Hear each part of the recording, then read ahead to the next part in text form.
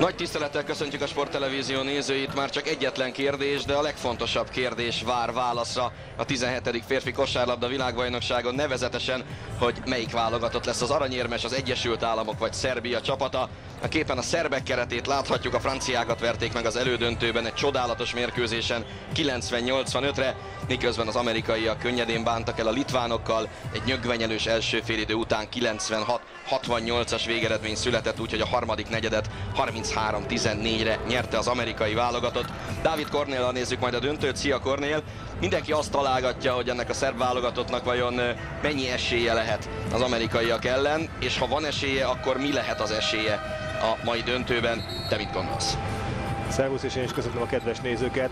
Hát igen, a szerbeket már többször leírták ezen a világbajnokságon, főleg ahogy kezdték ugye ezt a tornát, aztán minden rácáfoltak és egyre jobb formába lendültek, nagyon együtt van a gárda, és nagyon nagy önbizalommal fognak nekiállni a mai mérkőzéshez is. Ugye az amerikaiak ellen úgymond underdog szerepben fognak szerepelni, hiszen az amerikai csapatot mindenki oda várta, ahol most van jelenállás szerint, ugye a döntőben, úgyhogy nem lesz egyszerű dolguk, egy sokkal atletikusabb, minden poszton megfelelő játékosokkal és megfelelő backupokkal, tehát cserékkel rendelkező, szenzációsan játszó amerikai csapat ellen kell felvenniük a versenyt, és az atletikusság és a sebesség lehet a legnagyobb probléma, amivel a szerbeknek szembe kell szállnia, annál is inkább, hiszen a szerbek játéka általában a control game, tehát a kontrollálni a mérkőzés iramát, kontrollálni a tempót, erre nagyon nagy szükség lesz, hiszen az amerikaiak elképesztő sebességgel gyalogoltak keresztül az egész mezőnyön.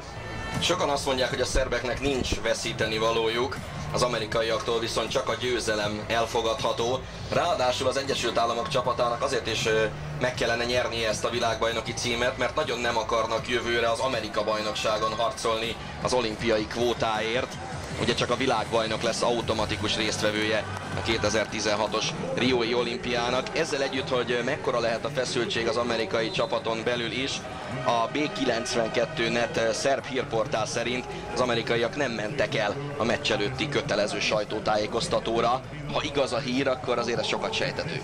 Igen, az amerikaiak egyébként is különcök valahol, és minden ilyen világversenyen különcként szerepelnek egy kicsit. Sokakban ezért ellenérzést is vált ki, de hát egyelőre ez mind az olimpián, mind a világversenyen ugye más szállodákban máshol tanyáznak, külön ugye étkező brigád felel az étkezésük, és mindenre oda akarnak figyelni, ami kicsit különcé is teszi őket, és sokan rájuk tették azt a béget, hogy nagyképűek, stb. És hát ez is egy olyan dolog, aminek biztos megvan az oka, csak nehéz elképzelni, hogy mi lehet, hiszen ha minden csapat ott van egy ilyen sajtótájékoztatón, nekik is ott kéne lenniük. Az amerikaiaknál a jól megszokott kezdőötös, a szerb csapat pedig Teodosic-sal kezd, ami ugye a világbajnokság kezdeti fázisában nem volt így. Teodosic az első 4 mérkőzésen a kispadról szállt be, itt viszont Bogdanovic jön a padról, Farid kosarával indul a döntő.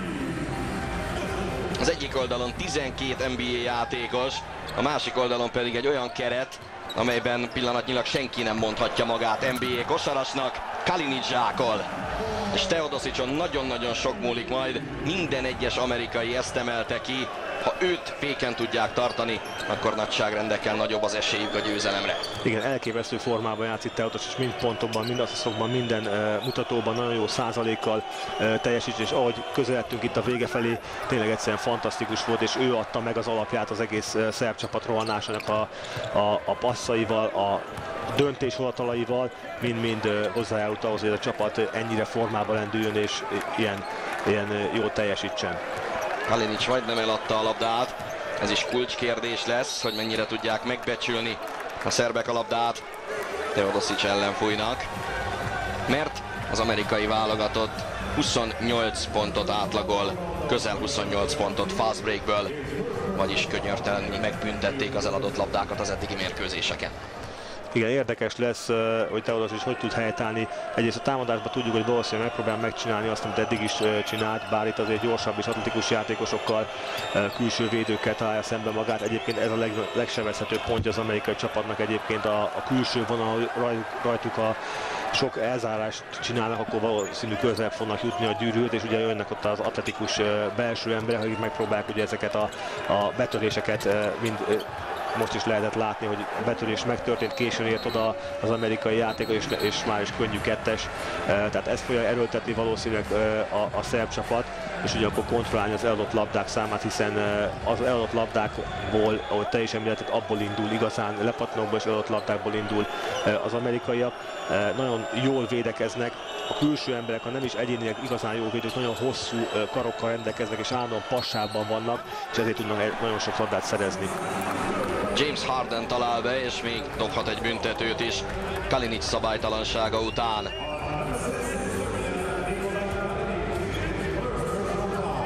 Íme még egyszer, hogy miből lett a +1. Megkérdezték James Hardentől, hogy levágatná a szakállát az aranyéremért cserébe. Azt mondta, erről szó sem lehet, nem adja a szakállát, de az arany így is kell neki. Bent van a büntető, és a második perc végén 5-4-re vezet az Egyesült Államok. A szerbek úgy készültek erre a világbajnoki döntőre, hogy tegnap kimentek a Bernabeuba. Aj, micsoda passzolt! És Raduljica húzza a gyűrűbe a labdát Markovic átadását követően. Szóval Györgyevics kivitte a csapatát a Bernabeuba a Real Madrid Atletico Madrid futballderbire, és egy páholyból nézték végig a találkozót. Ferid dobása jön le a gyűrűről. Markovicnak van már sikeres világbajnoki döntője az amerikaiak ellen, mégpedig 2007-ben Újvidéken az U19-es világbajnokság döntőjében játszott. Akkor a szerbek 74-69-en nyertek, és az imént látott Steph Curry is pályára lépett azon a találkozón. 16 perc alatt 6 pontot dobott Curry, Markovic mellett pedig Raduljica volt még tagja annak a szerb válogatottnak az itteni keretből. No, meg az akkori szövetségi kapitány, mostani másodedző Muta Nikolic. Hardené a falt.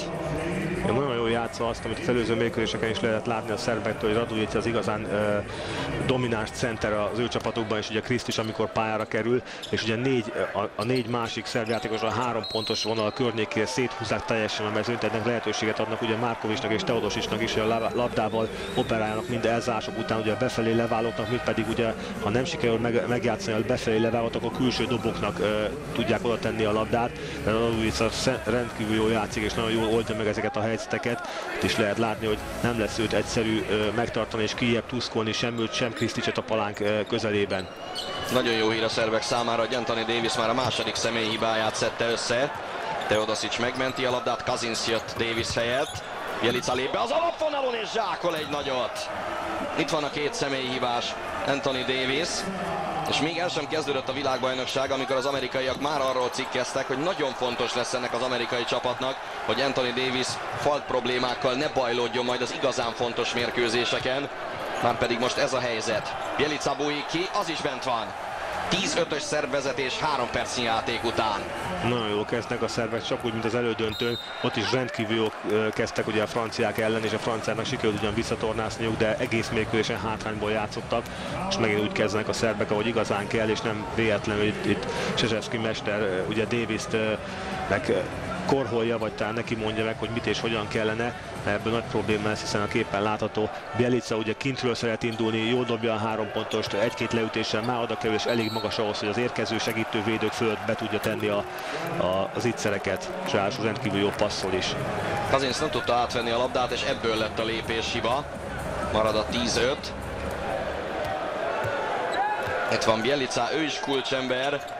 Nagyon-nagyon jó kezű magas emberről van szó, annak ellenére, hogy itt a világbajnokságon nem megy neki a tripla. 21-ből csak 4-et dobott be. Nála a labda. Ebbe is belefújnak. Kazinc. Thompson értetlenkedik egy sort.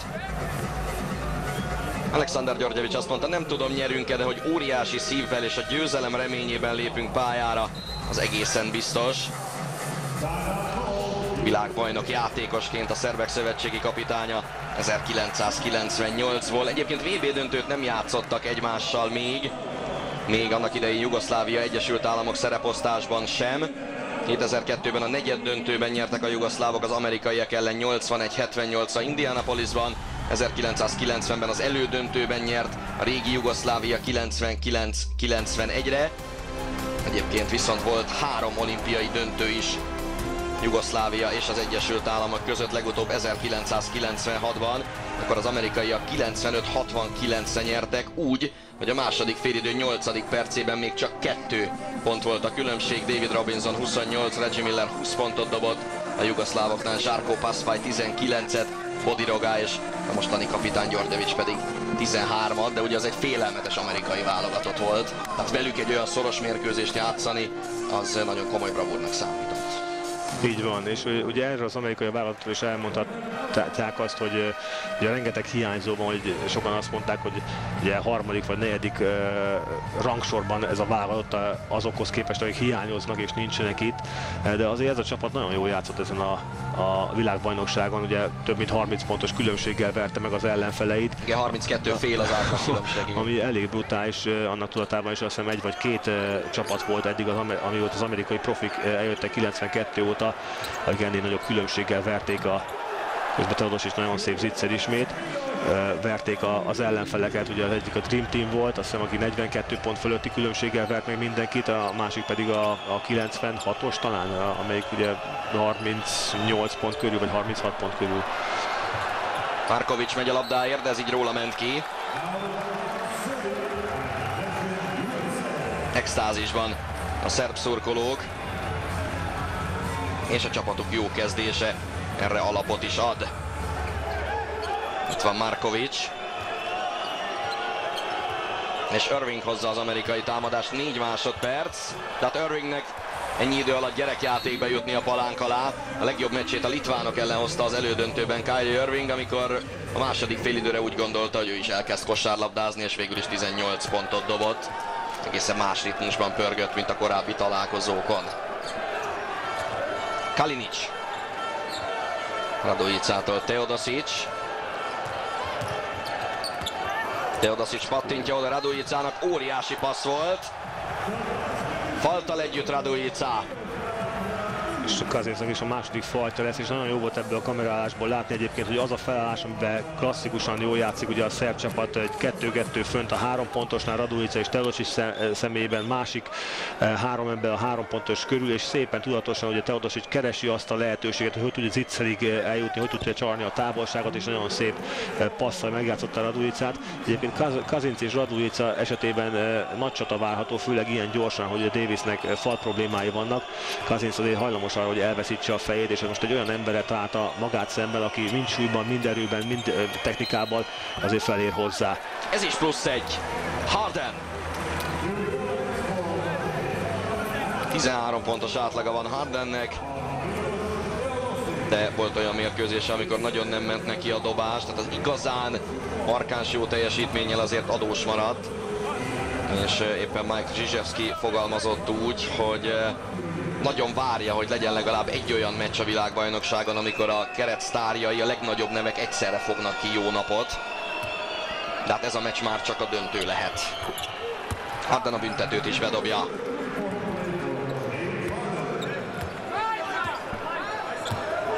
Ötödik perc, 15-10 a szerb válogatott javára. Bjelica.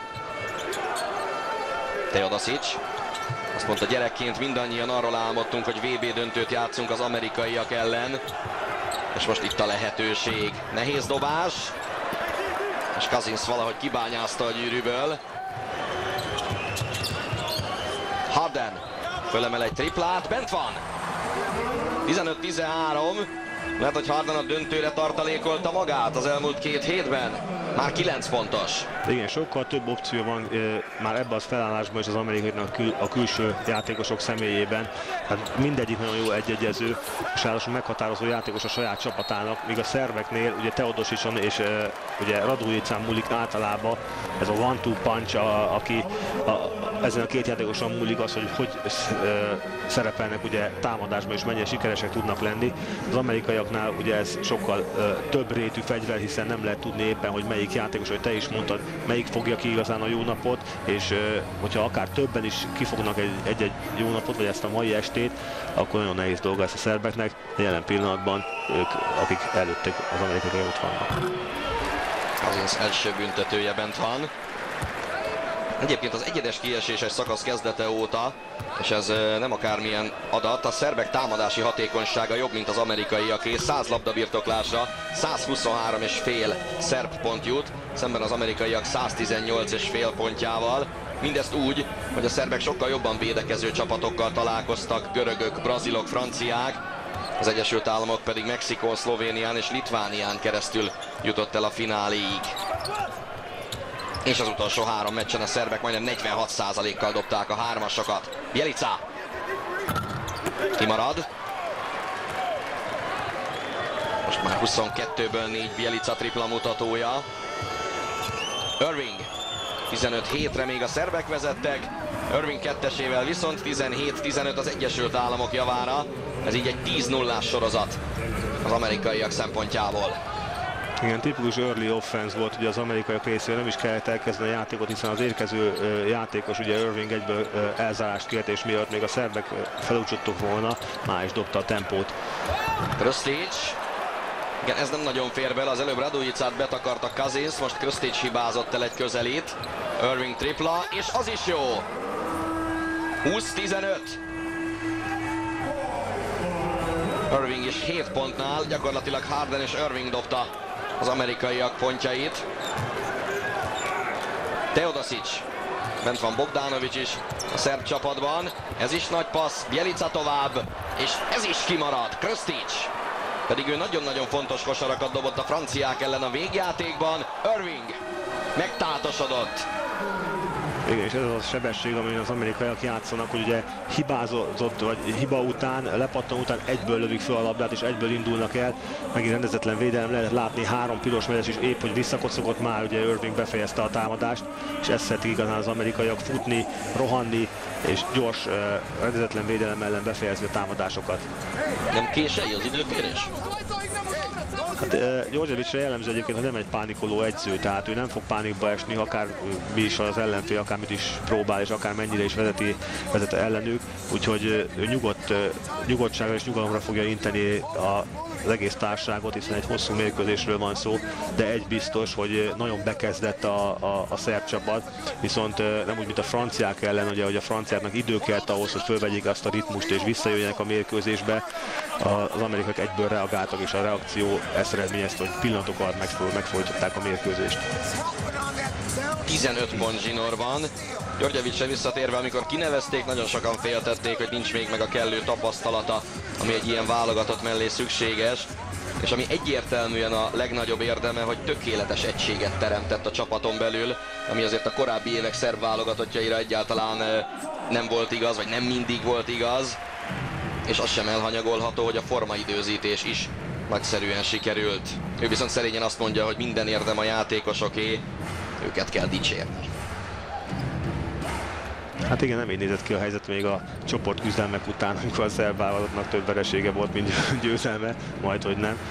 De tényleg az biztos, hogy sokkal egységesebb ez a csapat, de ez egyébként tendencia is, hogyha egy csapat egy tornán elindul, és az elején döcög, és utána jönnek a sikerek, úgy össze tudja rázni a társaságot, hogy sokkal nagyobb erőt meríthetnek egymásból és a hibákból is, mint hogyha azért döcög a gépezet jobban. Megnéztem, hogy 10 nappal ezelőtt, amikor kikaptak a braziloktól a csoportkörben, mi volt a szurkolói reakció Szerbiában. Azt mondja, hogy ez az elmúlt 20 év leggyengébb szerb válogatottja, volt ilyen vélemény. Aztán volt olyan is, hogy a játékosaink Marcelinho, Nené és Varejao mellett úgy néztek ki, mint a lelkes amatőrök. Hát azóta nagyot fordult a világ, és legyen bármi a döntő végeredménye, már azt is tudjuk, hogy holnap este 8 órakor köszöntik majd Belgrádban a szerb válogatottat. És ha rossz idő lesz, akkor beviszik a Belgrád arénába az ünnepséget. Bjelica. Most ér véget az amerikaiak 15 pontos futása. Bjelica azon játékosok közé tartozik, akiknek van már érme nagy tornáról, a 2009-es EB-ről, ahol másodikok voltak a szerbek. Teodosic, Markovic, Radujica és Krstić tartozik még ebbe az 5-ös fogadba. Irving. Cousins. Nagyon egyedül volt. Igen, és a kezdeti bizonytalanság után, bocsánat, nagyon jó dobóformát mutatnak az amerikaiak. Igen, és megint Irving volt az, aki sebességgel megverte az 5 védőjátékost, és Krstićnek vissza kellett lépni, hogy próbáljon valamit segítenie, ezért maradt Cousins teljesen üresen, és azért ezeket be tudja dobni középtávolról könnyedén. Krstić, Zsák.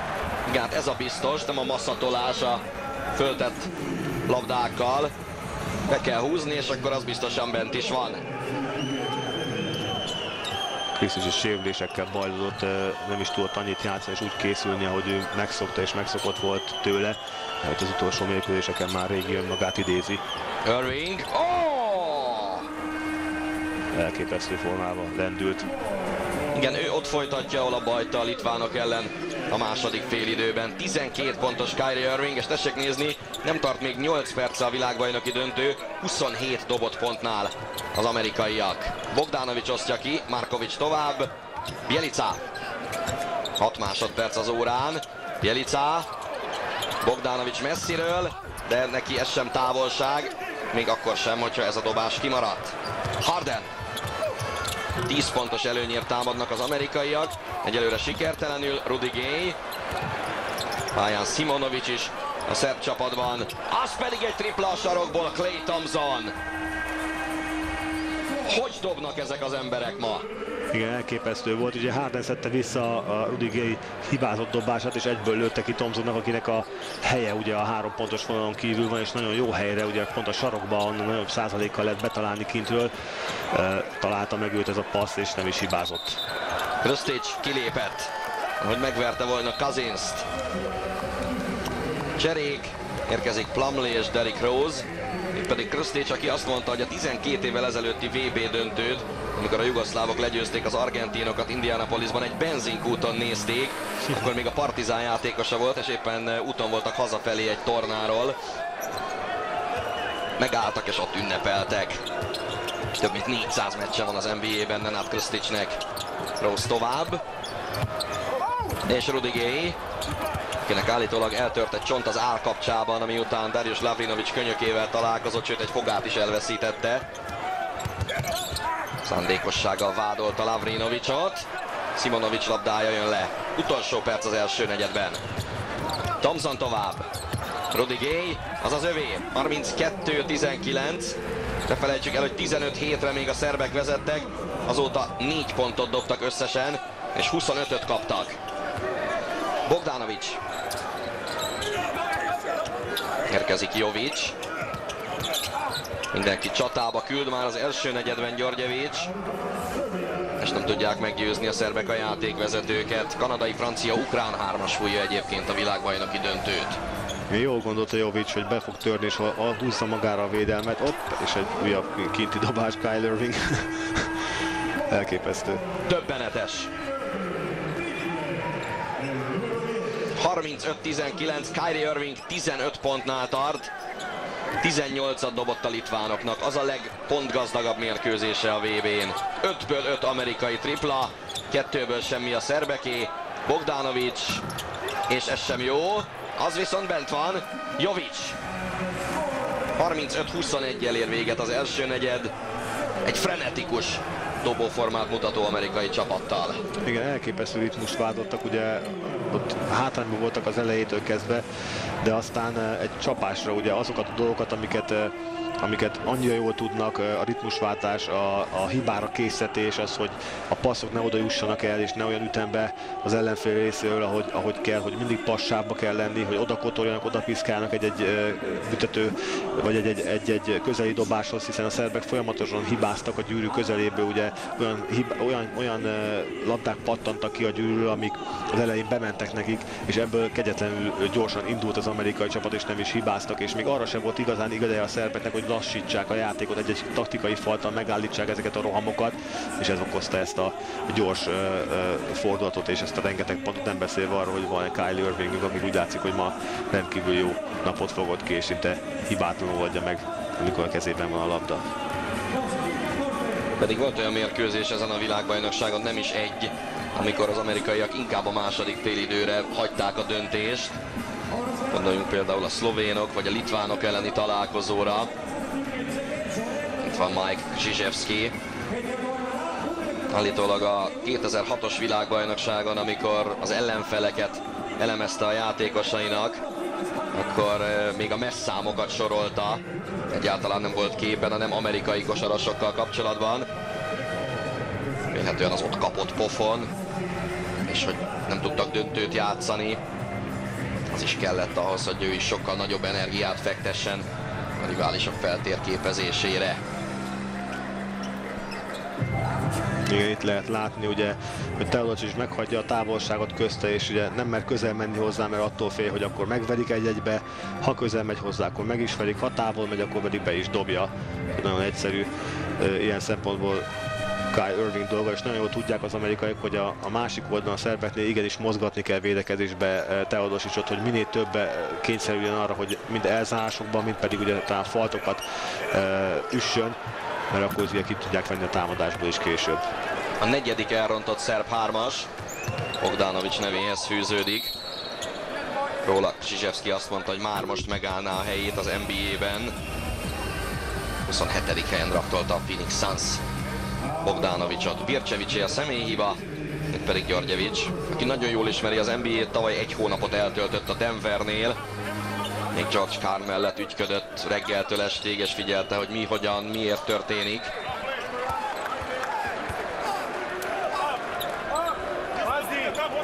Bogdanovic is zseniális volt a franciák ellen, különösen a végjátékban. 13 pontjából 10-et az utolsó 5 percben dobott. Cousins. Thompson. Az is tripla. Az is tripla! 6-ból 6.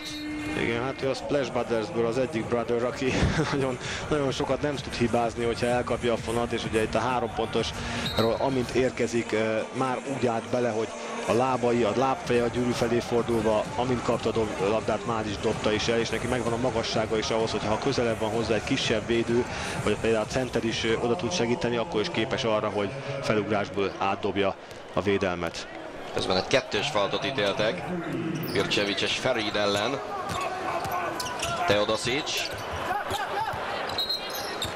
Teodosic egyelőre a többieket próbálja helyzetbe hozni. Neki nagyon nincs lehetősége arra, hogy tüzeljen. Nem úgy, mint a franciák vagy a brazilok ellen korábban. Krstić. És azért, ha már Teodosic védekezését említettük, azért soha nem arról volt híres igazán. Igen. Két csapathiba mindkét oldalon. Cousinsnak is 2 van. A szlovénok és a litvánok ellen is kipontozódott alig 13 perc alatt Cousins. Szerencséje volt Jovicsnak, Teodosicé a kiosztás, és most már van triplájuk a szerbeknek. 38-24. Azt mondta róla Györgyevics, ő a világbajnokság MVP-je, és elég nagy baj lenne, ha a döntő kimenetelétől függetlenül nem Teodosic kapná meg ezt a külön díjat. Farid! Azért ezzel gondolom sokan vitatkoznak majd. Igen, de előtte Kai Irving ültette hintába az egész szerb védelmet, kis túlzással persze, és ő jutott el a gyűrűig, és Farid ugye atletikusságát kihasználva tuszkolta be ezt a kettest. Jovic került a földre. Irvingi a személyi. Igen, elzáró játékos lökte föl Irving, hogy kiérjen ugye a 3 pontos dobóra. Meg volt a vehemencia. Bogdanovic. Rose ellen. Rose egész egyszerűen kivette a labdát a kezéből. Bogdanovic nagyon szenved. Pedig nagyon jól ment neki a játék az utolsó 3 mérkőzésen, de látszik, hogy készültek belőle, és hogy nagy hangsúlyt fektetnek arra, hogy őt levédjék. És ez egyelőre Teodosic-sal kapcsolatban is, és Bogdanovic-sal kapcsolatban is nagyon jól működik amerikai oldalon. Cousins. Radujjica mellett. 42-24, Krstić kétségbe esett tekintettel, miközben a másik oldalon Bogdanovic dob egy zicsert. 46 pontot dobott, 64%-os mezőnymutatóval Bogdanovic az utolsó 3 mérkőzésen. Cousins tovább. Farid labdája lejön. Másodszorra is Radujjica fogja meg. Elég szép passz volt Cousinstól Farid felé. Radujjica. Az ilyet beütötte a franciák ellen. Aztán ellene fújnak, Irvinget takarította el az útból.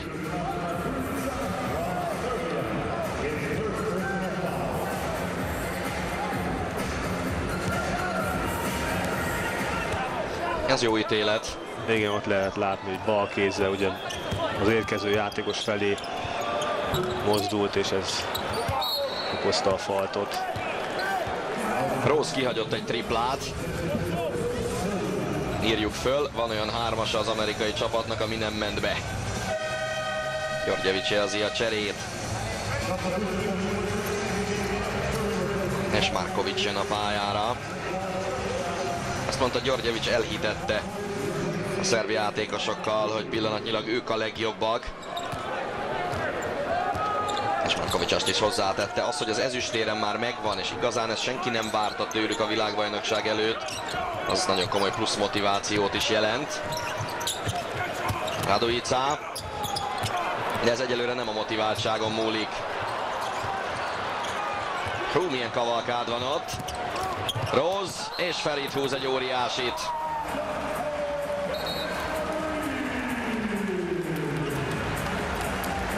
Igen, meg egy olyan szituáció volt, amit annak köszönhető az aktivitásának az amerikai csapatnak, hogy egy pillanatra sem adják fel a labda pozícióját, még akkor is, amikor úgy néz ki, hogy már elveszették a labdát. Mindig ott vannak, aktívak kézzel, karokkal, lábakkal, és meg is sikerült szerezniük ugye a félpálya közeléből ismét a labdát, és ebből jött a 2-1-es sima lefutás és a hatalmas zsákolás, ami elég demoralizáló is tud lenni egy mérkőzésen. Farid úgy fogalmazott, olyan ez a meccs, mint egy 7. mérkőzés a playoffban, nincs másik esély, nincs javítási lehetőség, nyerni kell és kész. Egyébként korábban szomorúságának adott hangot Farid, amikor a spanyolok kiestek, mert azt mondta, ő úgy akart világbajnokságot nyerni, hogy a spanyolokat győzik le hazai pályán a döntőben. Bjelica. Teodosic.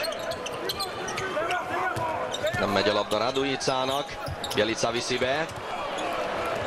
Nem volt sok keresnivalója Anthony Davis mellett. Ez itt tiszta dobó helyzet. Kimarad. Anthony Davis. Bjelica. Övé az utolsó érintés.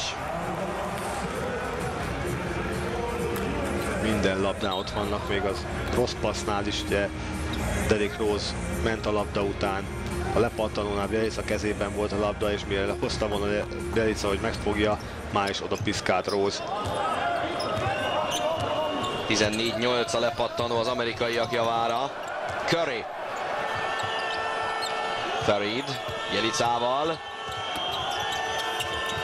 Farid kibújik, nem fújták le.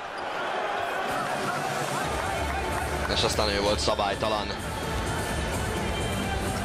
Most jó volt a segítés. Nem tudta igazán betolni Bjelicát sem. Kicsit rácsavarodott a labdához, de nem lehet föltenni.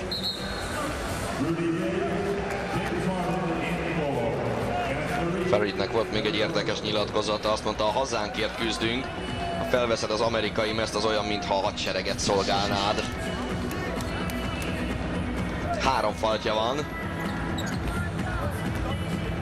De azért a pillanatnyi eredményből világosan látszik, hogy ezek nem pusztán levegőbe kilőtt frázisok voltak, hanem az amerikai csapat tényleg nagyon-nagyon komolyan veszi ezt a döntőt. Talán a legkomolyabban az egész tornán. Radujica.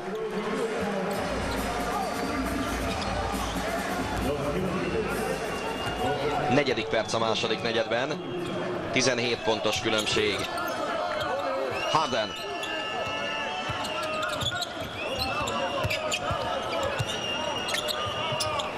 Rudy Gay messziről. Igen, most már azért elkezdtek mellé esni a triplák.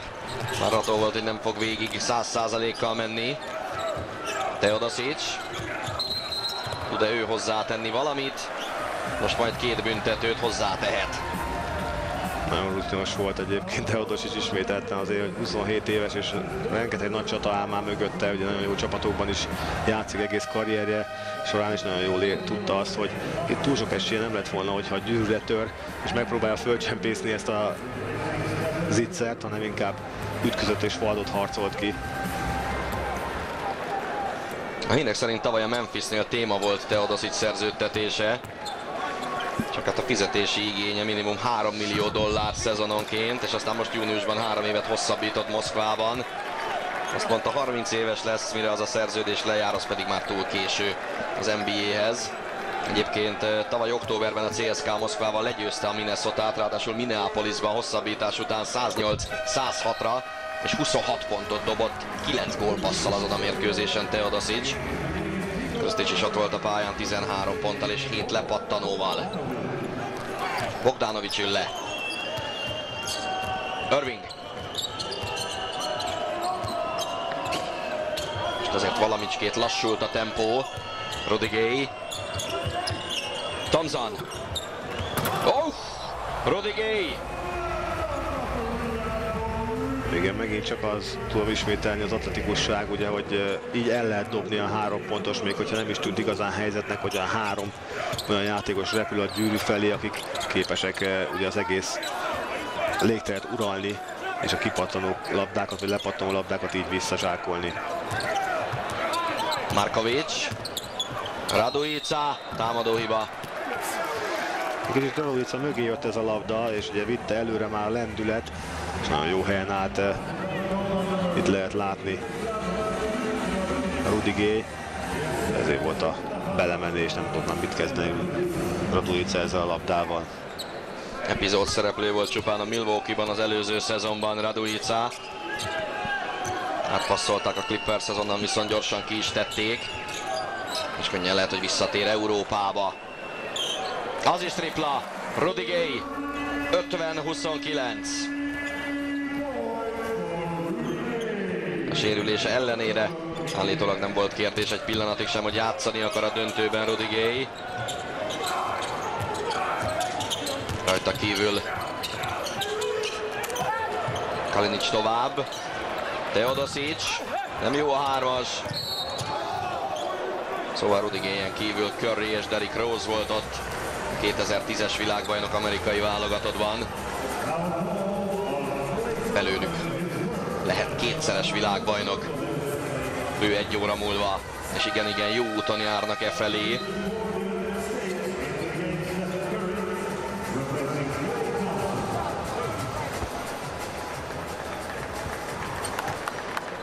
Rudy Gay triplája újra. Volt 2 10 pontos mérkőzése Finnország és Mexikó ellen. A litvánok ellen csak 3-at dobott. Markovic rontja el a büntetőt.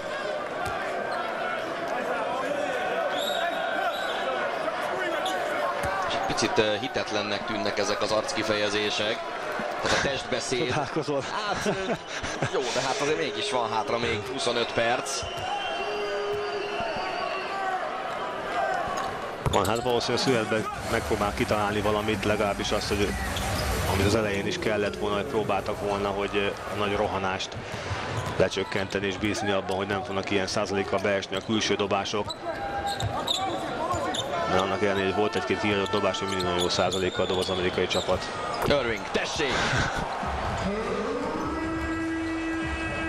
És azzal, ahogy Irving játszott a litvánok ellen a második félidőben, és ahogy ma játszik, 4-ből 4 tripla, lehet, hogy akad egy újabb jelentkező az MVP címre. 10,5 pont a torna átlaga. Most dobott 18-at.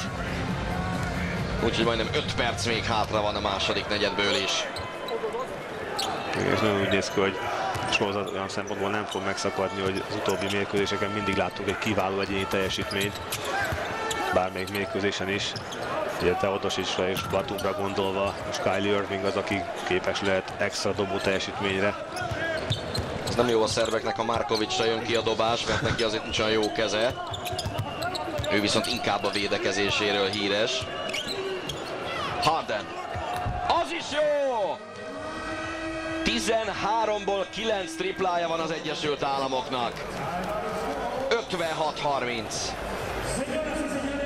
Igen, hát itt a váltás volt, ugye Radujica maradt magas emberként az alacsonyabb Hardenre, és Harden érezte, hogy ha közel megy hozzá, akkor el tud menni mellette, ha viszont meghagyja a távolságot, akkor ilyen visszalépésből ez neki gyerekjáték.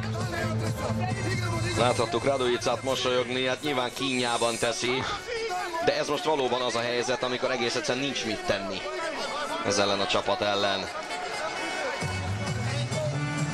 Steph Curry beszélt arról, hogy a szerbeknek ez tulajdonképpen hazai pálya lesz, mert ők már 3 meccset is lejátszottak itt, belakták a csarnokot, és itt nyertek 3 meccset egymás után, tehát komoly sikerélmény fűződik ez az arénához. Tehát tessék nézni azt a dobó százalékot. Ennyit arról, hogy hazai pálya vagy nem.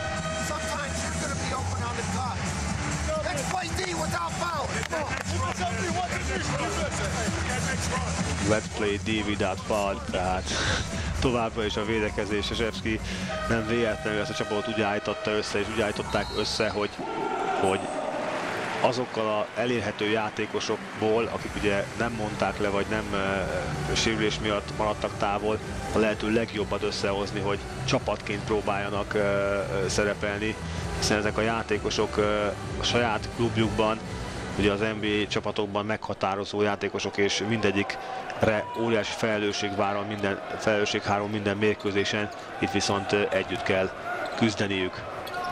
Bjelica, no most dobott egy 3-ast. 56-33. Bjelica 9 pontnál tart.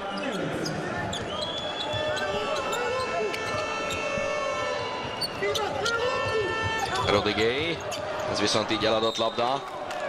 Pályán Stimac a szerbeknél, és azért Györgyevics igyekszik tüzelni az övéit, még mielőtt valóban urrá lesz a csapaton a csüggettség, látva a zseniális ellenfelet. Igen, és olyan játékosokat is bevet Györgyevics, akik addig kevesebb szerephez jutottak, vagy nem is játszottak.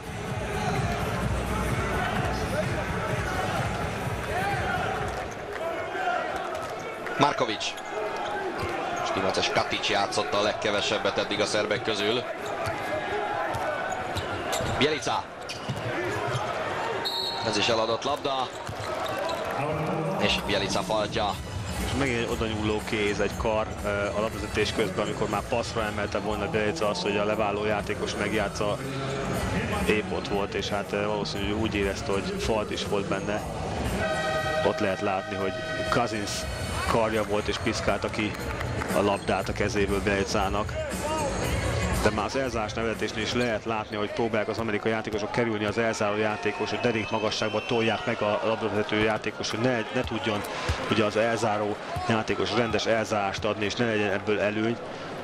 Így nem csak fizikálisan nyomást gyakorolnak ugye a labdavezetőre, hanem ki is tudják billenteni egy kicsit abból a pozícióból, hogy esetleg labdafelvétel után jó dobás szituációba vagy passz lehetősége legyen. Markovic.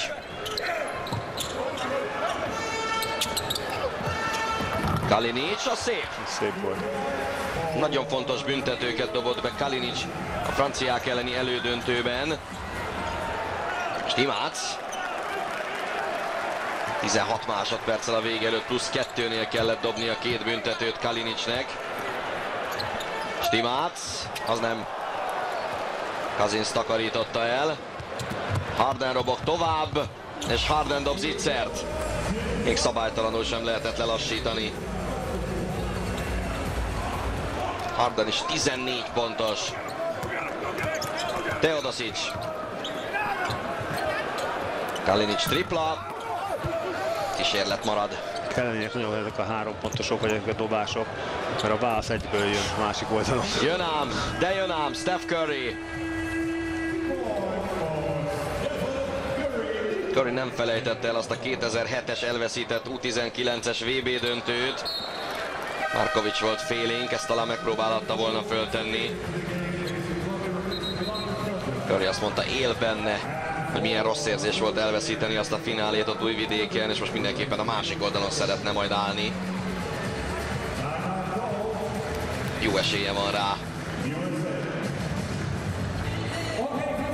Időkérés 62-35, 1:49 van a nagy szünetig. 27 pont. Talán ott az elején, az első 2-3 percben ráijesztettek az amerikai szurkolókra. 71%, 14-ből 10. Tehát ami azóta történik, az egy tündérmese az amerikaiak számára.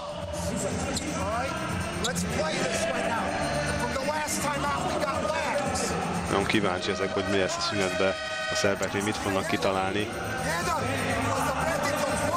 Valahogy ezt a elképesztő tritazuhatagot megállítsák. Teodosic lehorgasztott fejjel ül a kispad végén. Ebben is nagyon sok minden benne van. És hát sem ő, sem Bogdanovic nem tudja megközelíteni az elmúlt mérkőzések teljesítményét. Persze nem mindegy, hogy ki védekezik egy játékossal szemben és hogyan. És nagyon fontos az is, hogy a mentális felkészülés egy ilyen mérkőzésre, tényleg, ahogy te is mondtad, a szerbek úgy értek ide, és azt is nyilatkozták, hogy már az ezüstéren megvan. Nem úgy készültek rá, hogy az ezüstéren megvan, már az annyira mennek, hanem az ezüstéren megvan. Tehát ezek az elszólások, vagy ezek a dolgok azért mutatják azt, hogy nem jelenti azt, hogy nem fognak megtenni mindent, mert megteszem mindent, és jól kezdték a mérkőzést, de nehogy az történjen, hogy ők meg legyenek elégedve igazán azzal, hogy már itt vannak. Az amerikai oldalon pedig teljesen más szituáció, mert ők meg abszolút favoritként kell nekik végigmenetelni, és nekik ez egy állomás ahhoz, hogy elérjék azt, amiért idejöttek. Teljesen más a két csapatnak ilyen szempontból a motivációja, ami hát lehet így is, úgy is jöhet, egy görcsösség lehet az egyik oldalon, és egy felszabadult játék a másik oldalon. Tehát ebben az esetben nem ez látszik, mert a görcsösség az inkább a szerbeknél jelentkezik, mint az amerikaiaknál. És talán pont ezt sugallta az is, hogy futballmeccsen mentek tegnap este, hogy rajtuk semmiféle teljes felelősség nincsen, elmennek egy kicsit kikapcsolódni, csapatot építeni. Harden! Hú, közte 30! És 65 pontot dobtak. A szlovénok ellen a második félidőben dobtak 70-et. Ez akár most is összejöhet. Irving.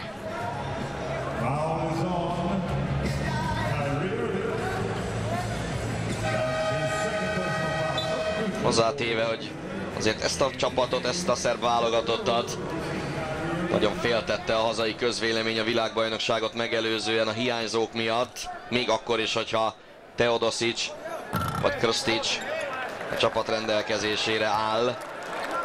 Beszéltél róla, hogy Krstić is sérült volt sokáig.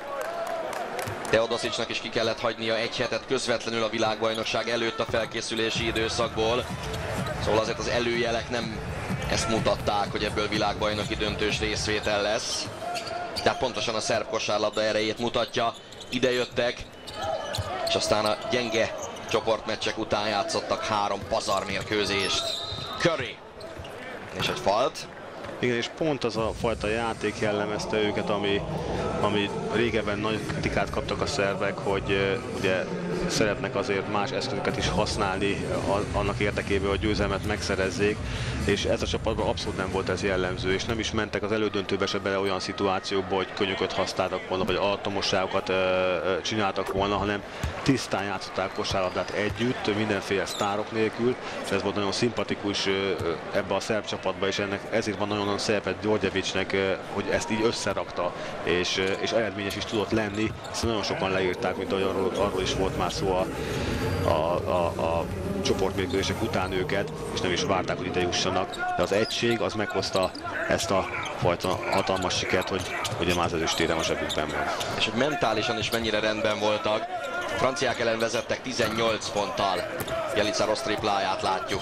És amikor a franciák elkezdtek kapaszkodni, akkor a negyedik negyedben Curry az új lépés. A negyedik negyedben 5:44 és 0:23 között, tehát ennyi idő volt az órán, 11 támadásból 10-szer kosarat dobtak a szerbek. Tehát nem volt semmi pánik attól, hogy a plusz 18-ból már csak plusz 6 volt, már csak plusz 4 volt, meg plusz 2 volt. Így van. Stimac.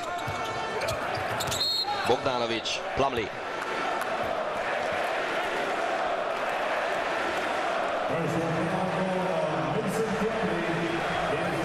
Marad még egy támadásra idejük.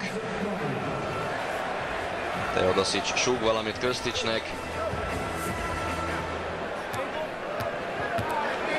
És Bogdanovic.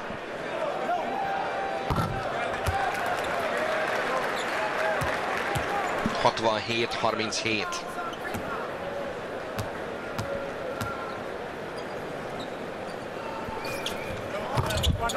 A legszorosabb mérkőzése az amerikai csapatnak a törökök elleni volt. Még a második mérkőzés a csoportkörben pontosan 2 héttel ezelőtt. Azt 21-jel nyerték meg, de emlékezhetünk rá, hogy ott a félidőben még a törökök vezettek. Kalinic reklamált. Harden, még egy tripla. És lehet-e még kosarat dobni? Lehet! Kalinic! És adott esetben ez lehetne egy kedvező momentum a szerbek számára, tehát ekkora különbségnél ennek vélhetően nincs nagy jelentősége. Belefért. Időn belül még Kalinic kosara, Györgyevics annak rendje és módja szerint meg is ünnepli, és aztán kioszt egy baráti taslit a kosárszerző Kalinicnek, de a félidőben így is 67-41-re vezet az Egyesült Államok.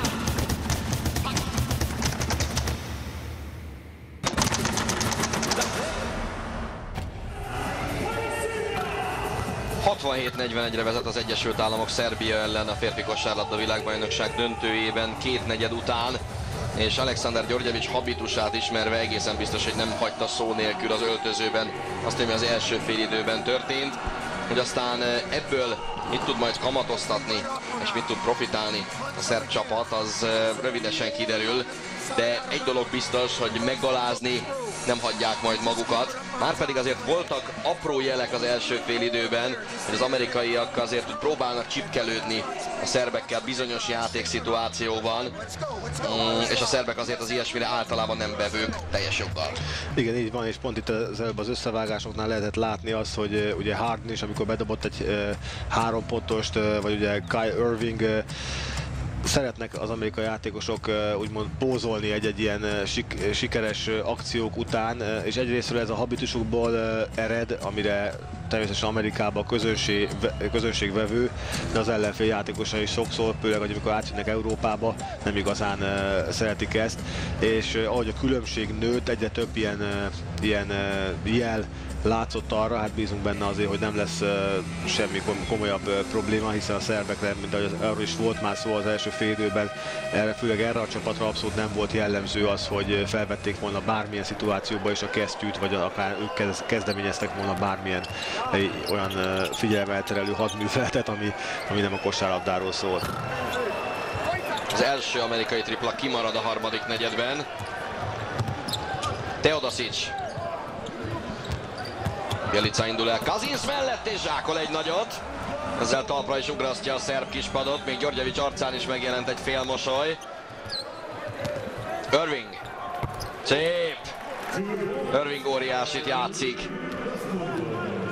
Igen, és Bjelica is szenzációs, ugye amint észrevette azt, hogy a védő közel van hozzá. Ugye erről is már beszéltünk, hogy a 3 pontosról össze lehet indulni, és szembe a gyűrűvel egy-két leütéssel eljutni a gyűrűig, és nem volt érkező segítő játékos. Ugye minden összes fehérvedes amerikai játékos kint voltak szinte a 3 pontos vonal egy magasságban, úgyhogy nem volt segítés. Egyébként Bjelicát is a Minnesota Timberwolves birtokolja a játékjogát, és előbb-utóbb ő is valószínűleg az NBA-ben fog kikötni. Rossz tripla. Markovics hiába kap oda. Aztán Markovics labdát szerez. Igen. Kalinic, Kazinsz mellett. +1. Kazinsz néz körül és várja valahonnan a magyarázatot, hogy hogyan és miért látták így. Valószínűleg a lába volt a vonalon a felfestett félköríven, mert talán lehet látni a lassításban. Nem lehetett látni. Lehet a lábát látni sajnos. Ezzel együtt Irving elszórakozta ezt a labdát. Igen. És ez mondjuk lehetne egy kisebb segítség a szerbek számára, hogyha belemennek egy-két ilyen partizán akcióba az amerikaiak. Bjelicához kerül. Vagy könnyelműsködésbe, és most nagyon úgy néz ki, hogy az elején a harmadik negyednek a szerbek vannak élesebben. Ők jöttek ki élesebben erre a játékrészre. Radujica megverte Kazinst, de a dobás nem jó. Bjelica volt egyébként a szerbek legponterősebb játékosa, 9-el az első félidőben, és ez is sok mindent elárul. Nem Teodosic, nem Bogdanovic, az pedig egy sportszerűtlen hiba. Kezdődik. Igen. Ez az, amit jó lenne elkerülni. Hát nem akartam az ördögöt a falra festeni, de másfél perc telt el a harmadik negyedből, és kialakult az első csetepaté.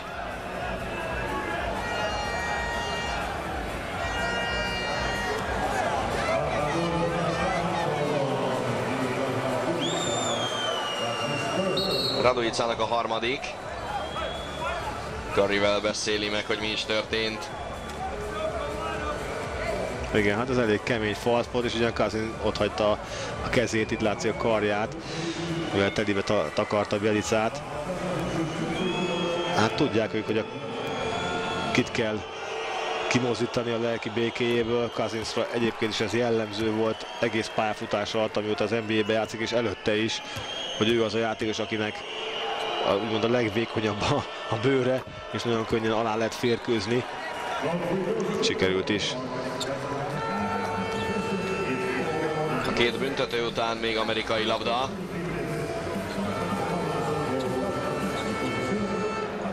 Irving. Világbajnoki döntőben az eddigi legnagyobb különbség 1994-ben alakult ki, amikor az amerikaiak 46 ponttal verték meg az oroszokat. Harden.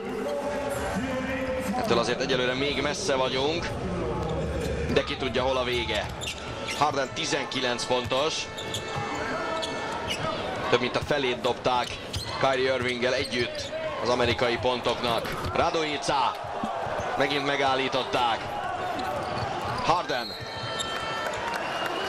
Ez most Kalinic. Igen, és most jönnek a faltok, egyre fizikálisabb a játék, nincs könnyű kosár, meg legalábbis megpróbálnak nem könnyű kosár lehetőséget adni. Lehet látni, hogy ott falt is volt valószínűleg. És valakinél lehet, hogy el fog szakadni a cérna rövid úton. Radujica technikai. Fölha.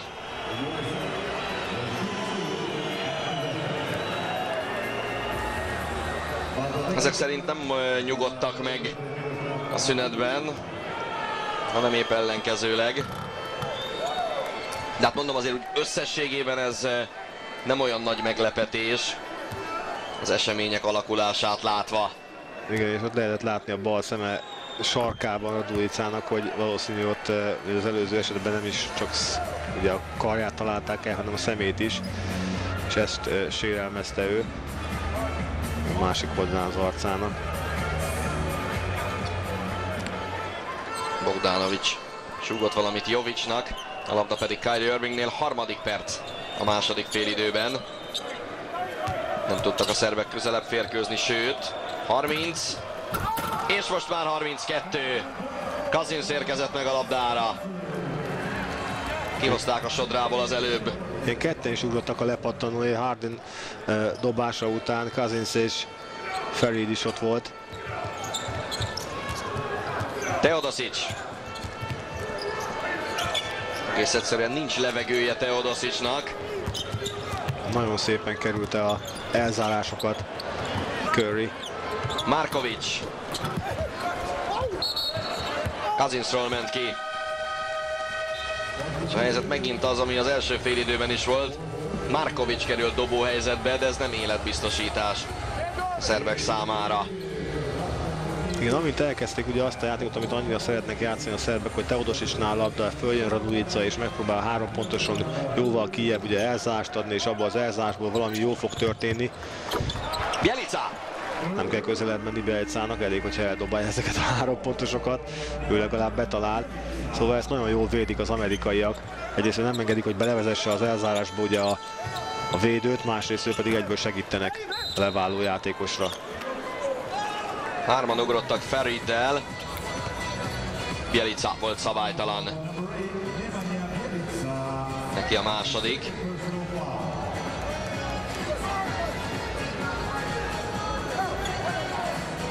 És ezúttal nem is vitatta.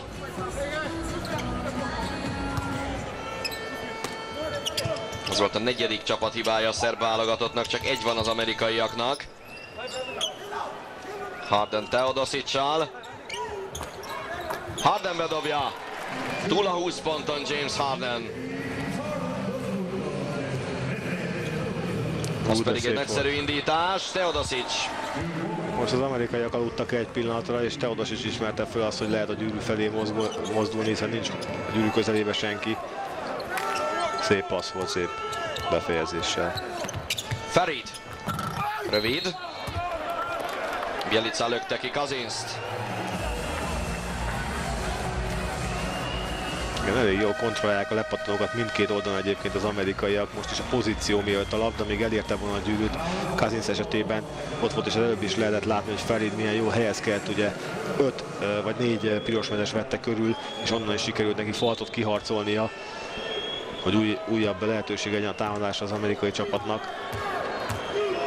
Végülis nem Bjelica lökött, hanem Markovic. Cousins. Ami döbbenetes volt, hogy az egyenes kieséses fázisban az amerikai válogatott a támadó lepattanók 41,5%-át megszerezte. Hihetetlen arány. Ezt meg visszafújják. Csak összehasonlításképpen az előző szezonban a legjobban támadó lepattanózó NBA csapat a Detroit volt 31,4%-os mutatóval. Cousins ezt már bedobja. 81-50. Anthony Davis jön Cousins helyett.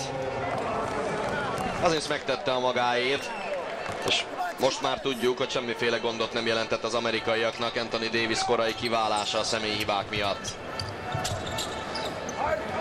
Bogdanovic.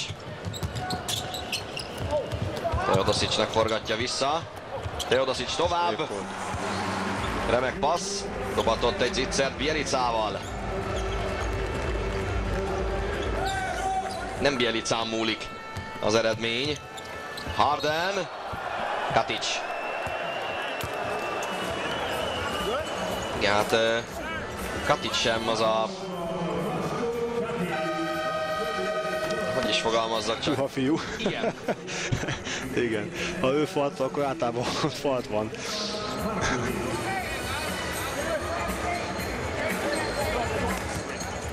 Markovic kap egy pacsit. Itt van Krstic. És Harden. De megint ugye Harden, aki amint megkapta a labdát, már is nem is azt nézte, hogy álljon fel a támadás és mi történjen, hanem látta azt, hogy lehet menni, egy ember van vele szemben, azt meg tudja verni, már is a gyűrűig vezet az út. Nincs, aki igazán segítsen, vagy ha segít, akkor abból csak valószínűleg falt következik. Egyébként se egyszerű James Harden megállítani. 1-1-ben. 67-41 volt a szünet. Most 83-52. Állandósul ez a 31 pontos távolság. Krstic, ő be tudja dobni. Igen. Rodriguez is visszajön majd. Krstic második kosara volt. Csak a második. És beállnak 2-3 zónára, amit még nem csináltak eddig a szerbek. Egyből ugye területet védenek. Az első fél időben nem is nagyon lehetett beállni, hiszen a 3 pontosok százaléka olyan szinten volt, hogy ott nem próbálkoztak azzal. Na most ebben pedig még szerencséje sincs. Bocsáss meg, és ebbe a játék részben ugye 3 pontosokat hibáztak azért kintről, és most megpróbálják azt, hogy hát a területvédekezés megakasztja egy kicsit a lendületet. Jön Thompson, ő mindenképpen fegyver lehet a zóna ellen. Anthony Davis.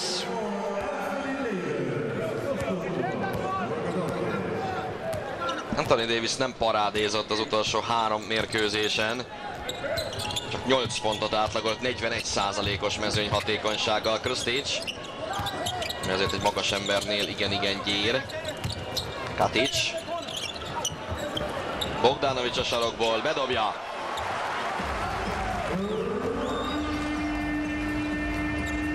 Bogdanovic első kinti kosara. Irving. Megint a visszarendeződés a szerbeknél ismét problémát jelentett, ugye nem találták az embert, és egy kis elzárás elég volt ahhoz, hogy pont az a játékos, aki legkésőbb kapcsolt, hogy odaérni a dobójátékosra, nem tudott odaérni, és teljesen üresen dobhatott ismét. 3 pontos az amerikai csapat. Bogdanovics. Kyrie Irving lehet, hogy most próbálja még meg kiélni magát, mint vezérbika.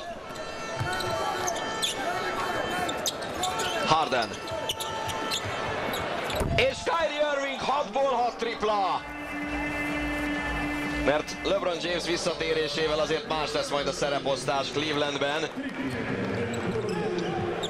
$90 millió szerződést írt alá Kyrie Irving a nyáron, ami 5 évre szól.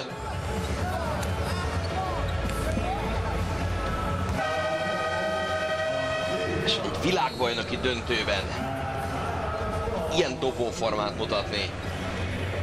Elképesztő. De már a felállás is nagyon érdekes, hiszen ugye a 3 pontos vonal közelebb van az európai 3 pontos, egy fél méterre az amerikainál, és ugye az amerikai játékosok, amik felállnak zóna ellen, kijebb állnak, tehát nem a vonalhoz közel állnak, hanem kijebb egy fél méterre, ezzel megpróbálják ugye a zónasorokat feljebb húzni, és a területet védő játékosokat még széljebb húzni, és a szerbek meg úgy gondolják, hogy ha bedobja, akkor dobja be onnan, de ők be tudják dobni, hiszen mondom, a fél méter az ilyenkor nagyon sokat számít, ugye a játékosok közötti távolságnál, mind a betöréseknél, a kiosztásoknál, mind ahogy támadják a zónaréseket és a zónasorokat.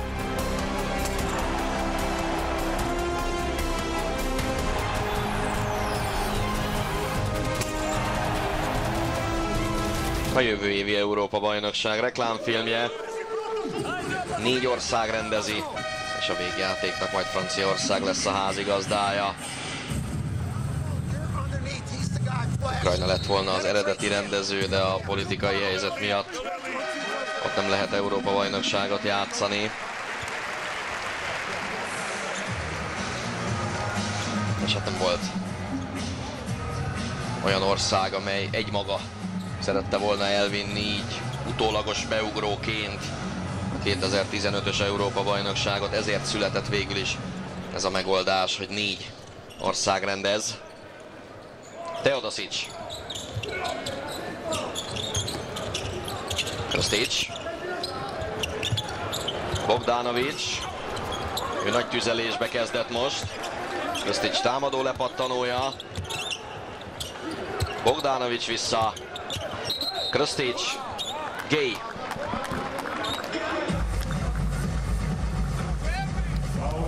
.26 még a harmadik negyedből is hátra van, és már is 100 pont közelében az amerikaiak.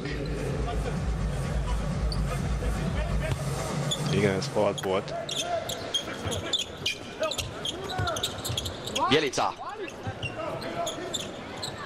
És bevallom őszintén, volt olyan mérkőzés, amikor magam is fanyalogtam az amerikaiak játékát látva. Tehát ezt a döntőt, és amit itt játszottak az első félidőben, megjátszanak azóta is, azt biztos, hogy sokáig fogjuk emlegetni. Igen, nagyon érdekes ez, hiszen ugye az amerikai csapat, erről is volt már szó, nem a legjobb összeállításában érkezett, de az NBA-ben több mint 400 játékos szerepel, és nagyon sokat kevésbé lehet hallani, de mindig azokat a játékosokat próbálják így is úgy is összeválogatni, akik azért csapatukban húzó emberek, ha nem is akkor a sztárok, a legnagyobb sztárok, ugye LeBron Jamesék nincsenek itt, de ez bőven van elég válogatni való, hiszen az NBA bekerülő játékosok nagy többsége azért az egyetemi bajnokságban mind szintén húzó ember volt és meghatározó ember, és itt nem is az a lényeg, hogy azokat a játékosokat találja meg, akik majd itt is húzó emberek lesznek, hanem olyan chemistry, olyan kémia legyen a csapatnak, ami segíti egymást mind védekezésben, mind pedig ugye támadásban, és inkább a ego management, ugye az egójukat kell menedzselni egy ilyen csapatnak, hogy mindenki elégedett legyen, ne legyenek olyan dolgok, amik megzavarhatják mind a felkészülés, mind egy torna alatt a mérkőzésekre való készülést. És ez egyik legfiatalabb csapat egyébként az egész VB-n, az amerikai válogatott, tehát tapasztalatuk sincs igazán olyan nagy, hogy nemzetközi szinten, hogy arra lehessen építeni. Ez olyannyira igaz, hogy a keret átlag életkora 24 év, ami fél évvel alacsonyabb, mint a 2010-es világbajnokságon volt, és ez a legfiatalabb amerikai keret, amióta az NBA játékosok is szerepelnek a nagy tornákon. Rudy Gaynek 4 személyi hibája van. Farid érkezik helyette. És ha már említetted az ego menedzselést, állítólag Krzyzewski ebben óriási tanár és nagyon nagy pedagógus.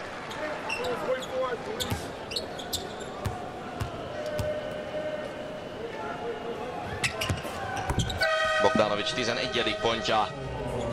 Tehát bármennyire is kaparnak és kapaszkodnak a szerbek, egész egyszerűen tartósan 30 pont alá nem tudnak jönni.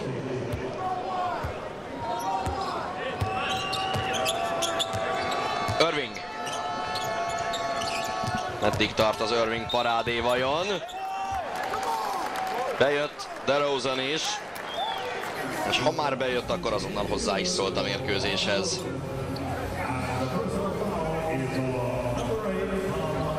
Ő szintén egy elképesztő atléta, a Raptors színeiben meghatározó játékos a Raptorsnek. Viszonylag kevesebb szerepet kapott ezen a világbajnokságon. Az elődöntőben a litvánok ellen 8 percet volt a pályán, és pont nélkül zárt. Jovic.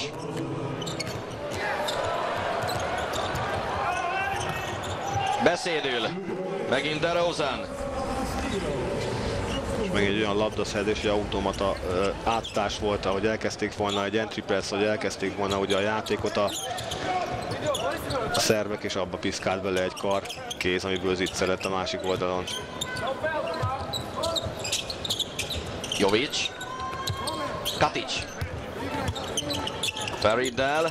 Jovic. El kell dobni. Még belefért az időbe. Szép volt. Radujica tapsol a kispadon. És azért kíváncsi lennék, vajon hány és hány 100 000 vagy Anthony Davis millió kosárszurkoló fejében cikázik az a gondolat, hogy milyen kár, hogy nem a spanyolokkal játsszák az amerikaiak a döntőt. Bjelica. Katic, nem, Anthony Davis. DeRozan. Ez már jócskán a sípszó után. Jovic kapaszkodott bele. És most már Györgyevics is visszaült.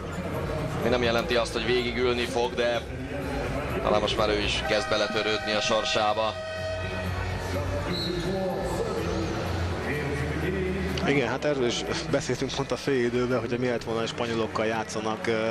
Azért, hogyha egyénileg egymást mellé tesszük a játékosokat, bár azért csapatsportában ezt nem igazán illik csinálni, azért ezek az NBA játékosok egyénileg is sokkal magasabban értékeltek, mint akármelyik szerb játékos, hogyha mondjuk a szerbeket tennénk be egy NBA csapatba, közel nem tudnák olyan teljesítményt nyújtani, mint az amerikaiak a saját csapatukban.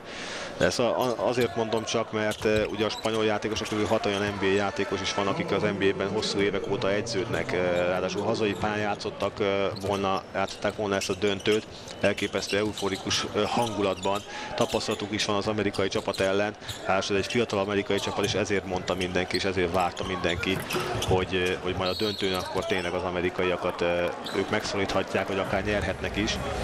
És te mondta egyébként valamelyik mérkőzés közelítésében egy nagyon jót, amikor pont kikaptak a spanyolok, hogy a spanyolok abba a hibába estek, hogy már döntőre készültek, sőt az egész VB alatt szinte a döntőre készültek, és egy olyan francia csapattal találkoztak, akik nem igazán ijedtek meg a saját árnyékuktól. Egyébként itt azért sok kritika érte az edzőt, a spanyol edzőt is, és én azt gondolom, hogy amikor arról beszélünk, hogy ego management és felkészítés mérkőzésekből, akkor a spanyolok szerintem ott hibáztak egy kicsit, hogy azon a mérkőzésen, amikor ugye a franciák a másodszor játszottak, és az első 25 pontos győzelem után már nem úgy voltak felkészülve sem mentálisan, sehogy sem, hogy ahogy kellett volna. Bár ugye Orengász tagadja, igen, és azt mondja, hogy ugyanolyan precízen és ugyanolyan elszántan készültek arra a meccsre is, de hát hiszi a piszi. Talán az, ami a kérdés, az, hogy nem is inkább taktikai elemekben volt a felkészülés gyengébb, hanem mentálisan. Igen. Thompson. Ezben azt is láthattuk, 22-ből 21 büntetőt bedobtak az amerikaiak. Ennél élesebb teljesítményt egy ilyen fontos mérkőzésen egész egyszerűen nem lehet nyújtani.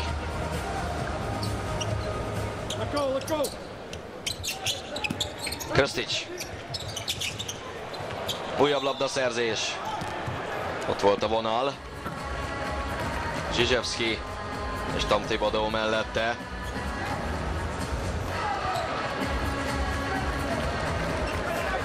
De valóban DeRozan a vonalon túl járt. Utolsó perc a harmadik negyedben. Dobnia kell Bogdanovicsnak. Thompson belenyúlt. Derrick Rose. Rose kibújik. Mi lesz belőle? Röplabda eredménytelenül járt. Kalinic.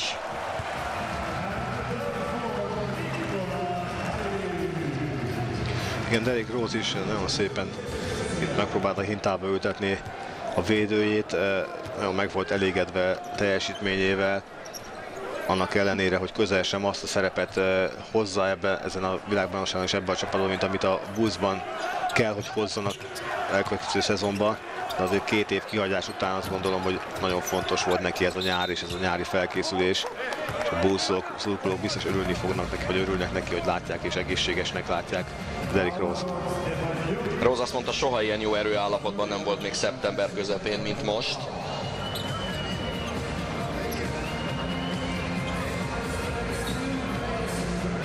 És ő egyértelműen úgy értékelte, hogy ilyen hosszú kihagyás után ennél többre nem számíthatott, sem ő, sem pedig a szurkolók. Anthony Davis büntetője. Mi lesz Drummonddal vajon? Valószínűleg ő is be fog állni rövidesen. Gondolod, hogy megmerik kockáztatni? Davis. Egyetlen másodperc. Bogdanovics. 105-67.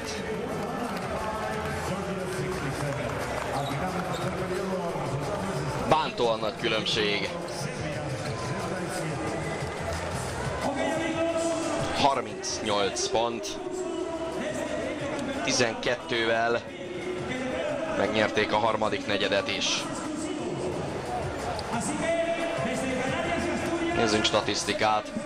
23-ból 13 a triplájuk. Még így is, hogy azért a harmadik negyedben jó párat mellé durrantottak. 18-ból 5 a szerbeké. 33-21 a lepattanó csata. Van 14 támadó lepattanója az Egyesült Államoknak. Őrült sok. És 5-tel több a szerbek eladott labdája. Hozzátéve, hogy összességében egyébként 3/4 alatt ez ellen az amerikai csapat ellen a 10 eladott labda, az nem olyan pokoli sok. Így van, hát a lepattanó különbség az brutális. De hát ez várható is volt egyébként. Ugye a blokkokban is hatalmas a különbség. A szerb csapat nem egy jó blokkoló csapat, egyébként sem.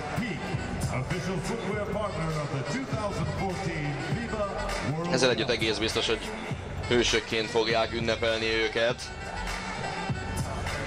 És az is teljesen világos, hogy ez ellen az amerikai válogatott ellen a mai napon nincs olyan válogatott a földkerekségen, amelynek komoly esélye lett volna. Vagy bármilyen pici esélye is akár.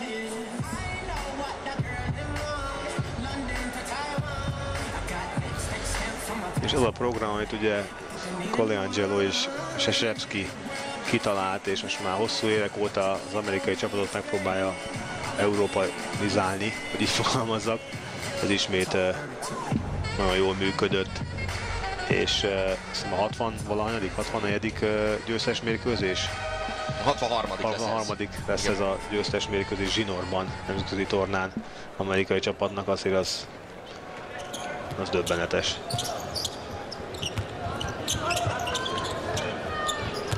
Egész pontosan a 45. lesz nagy tornán, és 18 bemutató, illetve felkészülési mérkőzéseken, így jön össze 63.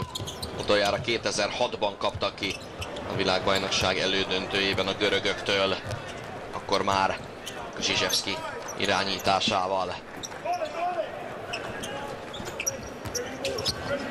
DeRozan, Thompson, Farid, az is beesik. 107-67. Francia válogatott, amely óriási szívvel játszott a litvánok ellen a bronzmérkőzésen, és végül a harmadik helyen zárt. Tony Parker nélkül, Noah nélkül, Ajinsa nélkül. Óriási siker a franciák számára ez a világbajnokság. És majd így vághatnak neki jövőre a hazai rendezésű EB-nek. Bogdanovic, Jovic, Stimácra kellett vigyázni, hogy valaki ráessen, rázuhanjon. Kalinic 14 pontos, 5-ből 5 a kettese. Kalinic számára önbizalomszerzés szempontjából is nagyon-nagyon jó volt ez a világbajnokság. Thompson dobott nagyon rosszat.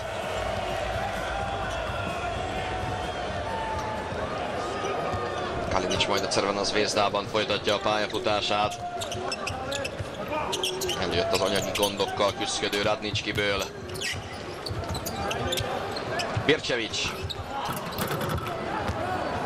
Farid. Thompson. Picit belebonyolódott, de hát ez így is jó.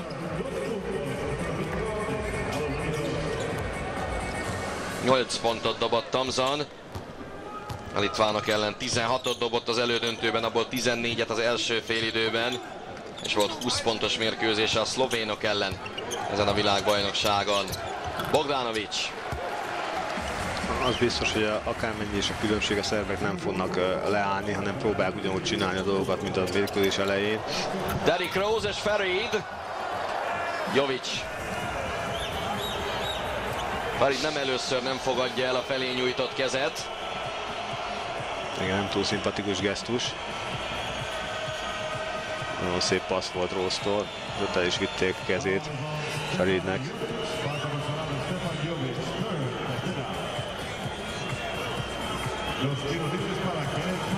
De hát a pályán nincs barátság. Úgyhogy is a közönség. Nem lett nagyon népszerű Farid. Persze a spanyol közönség nagyon ki volt hegyezve erre az amerikai csapatra. De hát nekik nem adatott meg ezen a világbajnokságon, hogy a kedvenceiknek szurkoljanak az amerikaiak ellen.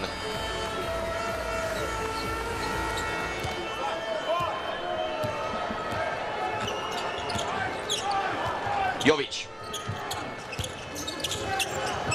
Bogdanovic. Beviszi.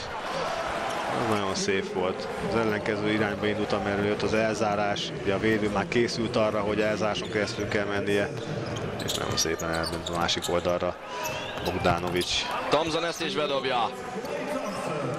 És általában az utóbbi mérkőzéseken ez volt a tendencia a szerveknél, hogy a meccs elején az első félidőben Teodosic parádézott, a másodikban meg Bogdanovic.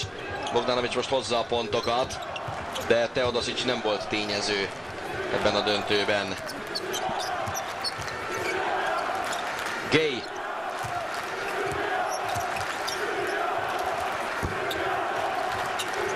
Ez Jovichoz kerül. Stimac. Megélénkültek a szerb drukkerek, jó alaposan megtámogatva a spanyolokkal. Stimac pedig elmondhatja magáról, hogy kosarat dobott egy világbajnoki döntőben.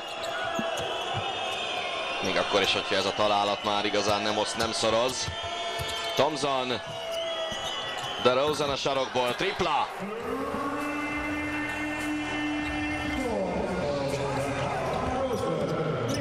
Ő is eléri a 10 pontot. Ó, de szép Jovic! Nagyon szépen cikázott be a védők között, bár mondjuk most már a védekezés sincs olyan szinten az amerikai részéről, mint mondjuk az első fél időben volt. Thompson. Inkább azon parádéznek, hogy ki fogja túldobni a másikat. 6 perc. Bogdanovic. Bircevic. Nincs meg. Davis. A 94-es világbajnoki döntőben 137 pontot dobott az amerikai válogatott az oroszoknak. Ehhez most még 20 hiányzik, de nagyon sok a hátra lévő idő.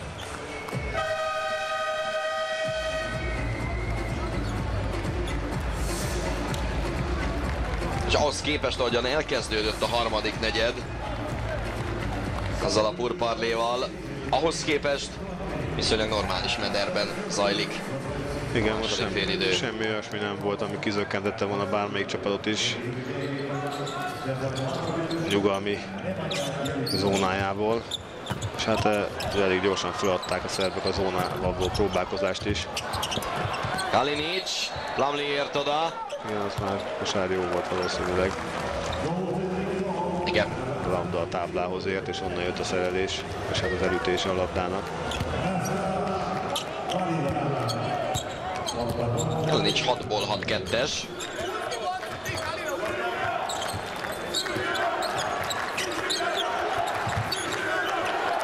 Hat pont alatt volt az átlaga a világbajnokságon Kalinicnek. Rodriguez. Azért ő is azt csinál, amit akar, túl a 10 ponton Rodriguez. Neki is a legponterősebb mérkőzése ez. Tehát ezt néhány amerikai játékos elmondhatja magáról, hogy a döntőben mutatta meg a leginkább a kvalitásait. És túl sok csapatjátékot nem is igazán játszottak.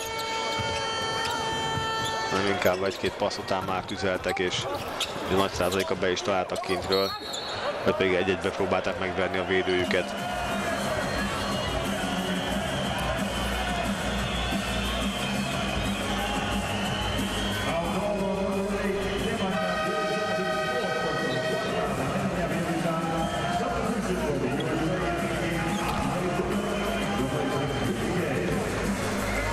Ezt fújták le. Bjelicának a negyedik. Plumlee. Utolsó pillanatban passzolta Frederick Rose ezt a labdát, mert nem volna igazán kinek odadni. Bjelica kipontozódott, és lehet, hogy nem bánja olyan nagyon. Az pedig nagyon szimpatikus, hogy Györgyevics kezeli a játékosait. Egész egyszerűen ma, ezelőtt az amerikai csapat előtt fejet kellett hajtani. És azért nem véletlenül mondtam azt a bevezetőben, hogy van egy NBA csapat egy olyan válogatott ellen, amelynek pillanatnyilag nincs NBA kosarasa. És azért ez ki is ütközött. Igen, abszolút. Akár tetszik, akár nem.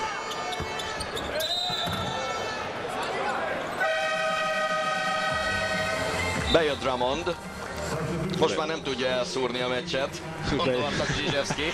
És be is lépett egyből. Radujicát is lehozta Györgyevics.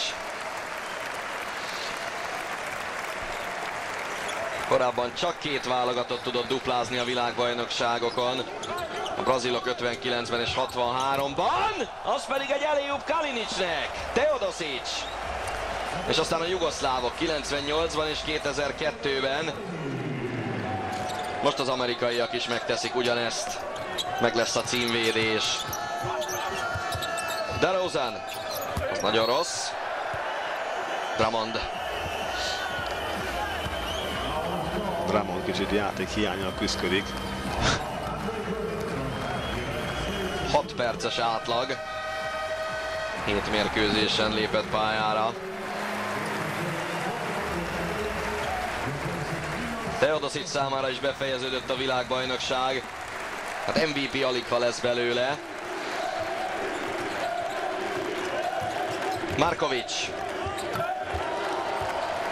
120-85.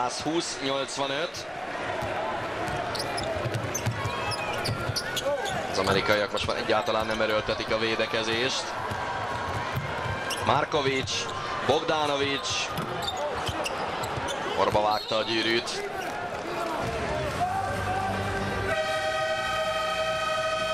Három perc, 37 másodperc. Van még egyszer Teodosic, Kalinic mutatvány.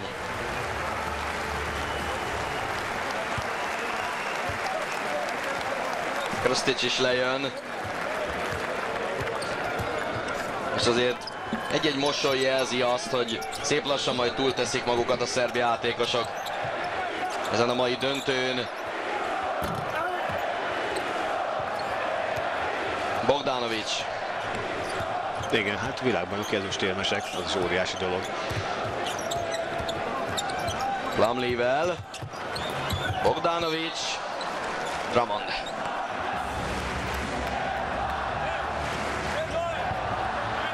És most már jön az España kiáltás is.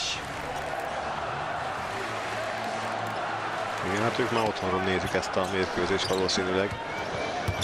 Mármint a játékosok, a spanyol játékosok. Stimac. Jó a kosár. És komoly viták vannak azzal kapcsolatban, hogy Orenga maradjon vagy menjen. A tavalyi Európa-bajnokságot még meg lehetett magyarázni Pau Gasol, Navarro vagy Ibaka hiányával. Ez a mostani, ez ennél keményebb dió már.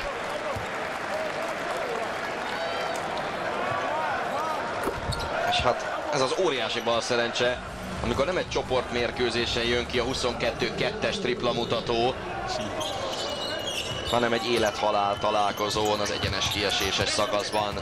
Curry, hiszen ez történt a franciák ellen. Drummondnak is van kosara. Jovic. Ott, ami annál talán még fájóbb lehetett a spanyolok számára, az az 50-28-ra elveszített lepattanózás. 50-28. Üldötte Jovicot. Jovicot, igen. Aki visszajátsza Stimacnak. Igen, az amerikaiak teljesen leálltak. A szerbek viszont egyre szebb kosarakat dobnak itt a végén. Igen, megpróbálnak úgy kiszállni a mérkőzésből, hogy azért az ő szájízük se legyen olyan nagyon keserű.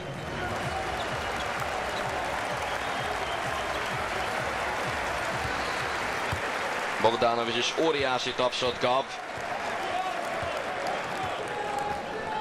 2 perc, 10 másodperc. Egy újabb alley-oop. DeRozan Drummondnak.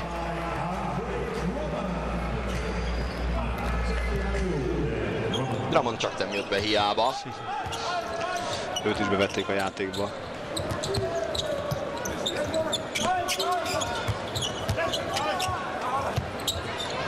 Katic. Oh! Most már aki arra jár, mindenki betalál. Itt is, ott is. Curry. Még az jó. 127-92.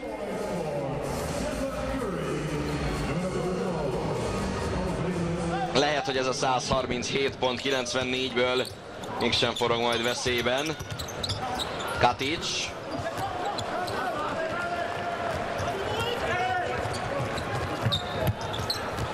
DeRozan.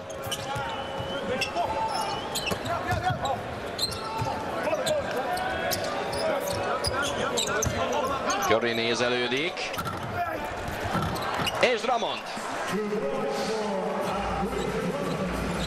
13,5 pontos átlaga volt, 13 lepattanóval Drummondnak az előző NBA szezonban. Ő annak idején U17-es világbajnok volt. Most már felnőtt világbajnoki aranyérme is lesz. És van 3 kétszeres világbajnoka az amerikai válogatottnak, Rose, Gay és Curry személyében. Jovic. Ő is mutatott szép dolgokat. Stimac. Plumlee. Eddig 13 olyan játékos volt a kosár történelemben, aki 2 világbajnoki címet nyert pályafutása során. 3-szoros világbajnok nincs. És most ez a 13 játékoshoz csatlakozik Derrick Rose, Rudy Gay és Steph Curry. És azért, hogy mekkora feszültség szakadt ki az amerikaiakból, Azt mutatta az iménti kép. És ez milyen sportszerű dolog. A szerbek, miközben Simonovic még elhajít egy 3-ast. Ezért úgy jelképesen az amerikai csapatot is tapsolják. És hivatalosan ebben a pillanatban van vége. 2014-ben világbajnok az Egyesült Államok válogatottja. Györgyevics és a szerb szakmai stáb gratulál, és bizony van is miért gratulálni. 129-92, 37 pontos különbség a végére.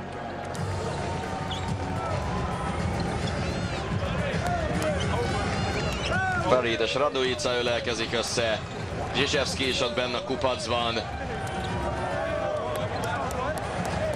Nem férhet kétsége az, hogy megérdemelten nyerték meg. És tényleg, hát ha valamiért lehet egy pici hiányérzet az emberben, így az egész világbajnokság kapcsán, jó lett volna megnézni egy amerikai spanyolt. De hát ez már csak játék a gondolattal, mert ilyen már nem lesz ezen a tornán. 25-ből 5 a szerbek triplája. Beszéltünk arról, hogy kimagasló tripla százalék kellene ahhoz, hogy legyen esélyük. Ez elmaradt, mint ahogy lepattanózásban is jócskán felülmúlták őket az amerikaiak. 10, illetve 8 az eladott labdák száma.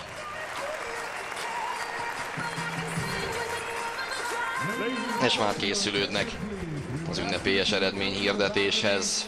Kyrie Irving 26 ponttal, Kalinic 18-al. A szerbeknél a legjobb. Azért évek múltán Kalinic majd büszkén mesélheti ezt mindenkinek, teljes joggal. Egy amerikai válogatottnak világbajnoki döntőben 20 pont közelébe jutni, az több mint dicséretes. Az a kevés Teodosictól a 10. És hát tulajdonképpen Bogdanovic is már csak akkor dobta a kosarakat, amikor réges-régen eldőlt. Ugye érdekes, hogy azért te is mondtad, a törökök ellen játszott a legszorosabb mérkőzés az amerikai csapat, és az a 3/4, amíg tartották az amerikaiakat, hogy abból mennyit tanult az amerikai csapat valószínűleg, hiszen utána egyik csapat se tudta azt lekopizni, azt lemásolni, amit a törökök csináltak, hogy lassítani, kontrollálni a játékot, egyszerűen nem volt lehetőségük, és valószínűleg azt a mérkőzést nagyon sokan megnézték utána, mármint az ellenfél edző és játékosa, és kielemeztek minden olyan momentumot, egyszerűen nem volt ellenszere ennek, és főleg ez a kontrolljáték, aminek egyébként a szerbek abszolút a kitalálói szinte és tökéletes megvalósítói egyszerűen nem tudtak mit kezdeni ezzel a fiatal amerikai csapattal, atlétikussággal, sebességgel, ugye a dominanciájukkal a gyűrű közelében, és nem is kimondottan ugye pontokban, hanem lepattanókban nem tudták megvalósítani azt a játékot, amit szerintem Györgyevics is várt tőlük, és ezért dőlt ez a mérkőzés ilyen gyorsan. Egyetlen egy komoly statisztikai mutató volt a döntő előtt, amiben a szerbek jobbak voltak az amerikaiaknál, az a tripla mutató. Hát ez már elég szépen megfordult. És ugye eddig az amerikaiak azért többnyire azzal nyerték meg nagyon simán a mérkőzéseiket, hogy atletizáltak, nagyon sok támadó lepattanót szedtek, és tulajdonképpen szétzsákolták az ellenfeleket. Ehhez képest ez majd teljesen más stílusú mérkőzés volt. Nem is adták meg a lehetőséget a szerb csapatnak erre a játéktörvelésre. Igen, abszolút elkapták kintről a fonalat, és ez ritkaság, hogy egy csapat ilyen százalékkal tud elég hosszú ideig egy mérkőzésen keresztül játszani és produkálni, és erre nem volt egyszerűen ellenszere a szerbeknek, és pont azok a úgymond idézőes gyenge pontok sem tűntek kihasználhatóvá az ellenfél részéről, amiről ugye az elején beszéltünk. Története során 5-ször lett világbajnok az amerikai csapat, 1954, 86, 94 és 2010 után. A szerbek pedig ezüstéremmel zártak, amit azért véletlenül a torna előtt előre aláírtak volna. És lehet, hogy látszott rajtuk a keserűség most a döntő alatt. Nyilván nem lehet jó érzés asszisztálni egy ilyen gálához, egy ilyen bemutatóhoz. De én azt gondolom, hogy talán már most is, de hogy néhány perc múlva másképp fogják értékelni ezt az egészet, és óriási sikerként fogják föl, hogy ebben az összetételben eljutottak a döntőig, az egészen biztos. Györgyevics nem volt szívbajos, amikor kirúgta Micovot a keretből, miután összebalhéztak azon az Új-Zéland elleni hazai felkészülési mérkőzésen. Hiszen gondoljunk csak bele, Új-Zélandtól kapott ki hazai pályán felkészülési meccsen pár nappal a VB kezdete előtt a szerb válogatott. És az rendben van, hogy a tesztmeccsekből azért nagyon komoly következtetés nem lehet levonni, de hát ezek után mégis milyen reményekkel indulhattak el erre a VB-re. Igen, és ugyanígy Radujicával is valahol de kockáztat, hogy ez hogy fog elsülni, és mi lesz belőle, jól vagy nem jól. De ő már volt korábban válogatott, azt nem is került annyira jól, aztán nem is játszott túl sokat tavaly az NBA-ben, és nem lehet tudni, hogy mi lesz belőle, de mégis az egyik legjobb játékosa lett a szerb csapatnak. Úgyhogy sok kérdőjel volt, nem véletlen, hogy a szurkolói hozzászólásokat felolvastad a csoportmérkőzések körül. Ezek a kérdőjek folyamatosan ott lebegtek mögött, a szerb csapat mögött, vagy fejük fölött. Nem volt ugye Nedovic sem a szerb csapatban, akinek állítólag tegnap Steph Curry írt egy SMS-t. Nedovic sérülés miatt maradt le a tornáról. És Curry hírek szerint azt írta Nedovicnak, tudja, hogy nagyon nehéz meccs vár rájuk, de nyerni fognak. Hát nem is volt olyan nagyon nehéz meccs, és tényleg nyertek. Talán rövidesen minden készen áll az eredményhirdetéshez, és hamarosan kiderül az is, hogy ki az MVP, illetve hogy hogyan néz ki a torna All-Star 5-öse. Señoras y señores, comenzamos ahora la ceremonia para celebrar. Figyeljük, hogy mi történik Madridban. Please welcome the president of Tissot, Mr. François Thibault, who will present the Tissot Awards acknowledging the All-Star 5 and Most Valuable Player of the 2014 FIBA Basketball World Cup. Señoras y señores, el señor... Azzal kapcsolatban mentek még a találgatások Paul George sérülése után, visszatérve az amerikaiakra, hogy esetleg ez milyen hatással lesz majd a későbbi nagy tornákra, mennyire tartanak a nagy sztárok egy ilyen sérüléstől, és aztán elindult a marketing tevékenység ezen a vonalon, mondván, hogy a legutóbbi VB szereplés mennyire jó hatással volt az amerikai játékosok NBA szezonjára, hiszen Derrick Rose MVP lett, Durant pontkirály lett, hárman először szerepeltek az All-Staron, Tyson Chandler pedig bajnok lett a Dallasszal. Teodosic, Kyrie Irving, Batum,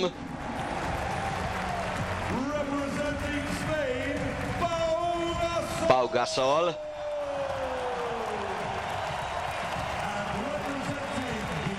Tom Thibodeauval, leendő edzőjével,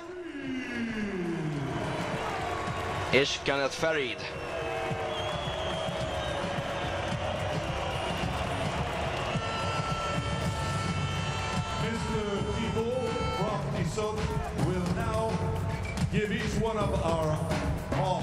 Ez tehát az All-Star 5-ös.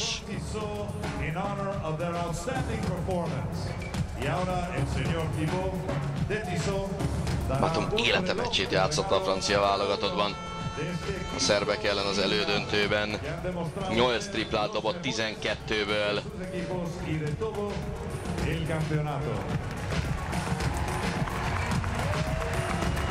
Pau Gasol pedig nem nagyon tud mosolyogni, teljesen érthető. Ő szeretett volna most mezben öltözve lenni ott a pályán, és nem ezt a díjat akarta ünnepelni, hanem egy érmet, a legfényesebb érmet. Igen, és hát nem is lehet tudni azt, hogy mi lesz vele a jövőben, hogy játszani fog-e még a vállalatban, vagy nem fog játszani, és spanyol csapatban sok embernél kérdés. A helyzet az, hogy Pillanatnyilag ezzel a világbajnoki címmel az amerikaiaknak van olimpiai kvótájuk. Mindenki másnak küzdeni kell a riói olimpiáért, így a spanyoloknak is. És azért láttuk a korábbi versenyeken, hogy mit jelent Pau Gasol hiánya.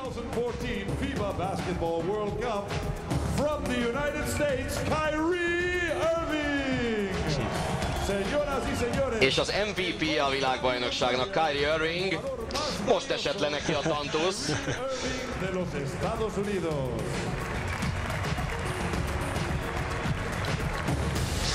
Frankon zavarba jött. Igen, nem tudta, hogy miért is mondják be a nevét. Az idei All-Star Gála MVP-je, most már a világbajnokság legértékesebb játékosa is.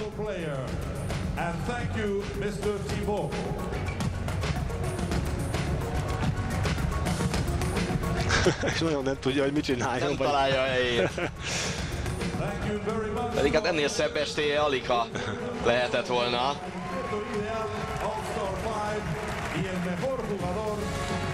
És bármennyire is furcsán hangzik, de ez az MVP címhez tulajdonképpen másfél jó meccsre volt szüksége. Egy jó második félidőre a litvánok ellen az elődöntőben, meg egy pazar előadásra itt a fináléban.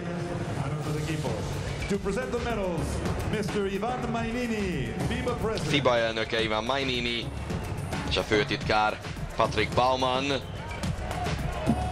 Mr. Patrick Baumann, FIBA Secretary General. Mr. José Luis Sáenz Regalado, then President and FIBA Central Board member. Vlade Divac is ott tornyosul a díjátadók között. Mr. Vlade Divac. Adam Silver? Igen, Adam Silver is ott van. Igen. Mr. Levan Sakirulu, President of Durable Good Groups of Koch Holding and Archely. Jön az érem átadás tehát. And ladies and gentlemen, His Majesty the King of Spain, Felipe VI. Felipe VI. Divac mosolya sem őszinte. Valószínűleg sokkal jobb és izgalmasabb döntőre számított. Milos Teodosic. Marko Simonovic. Stefan Jovic. Bogdan Bogdanovic. Nemanja Bjelica. Az ezüstérmes szerb csapatot szólítják. Nikola Kalinic. Fülöp-hercegtől is jár a készfogás. Nenad Krstić. Miroslav Radulica. Rasko Katic. És most már az érem is ott van Teodosic nyakában. And the head coach of Serbia, Mr. EB ezüst után VB ezüstérme is van Teodosicnak, Bjelicának, Markovicnak, Radulicának és Krstićnek.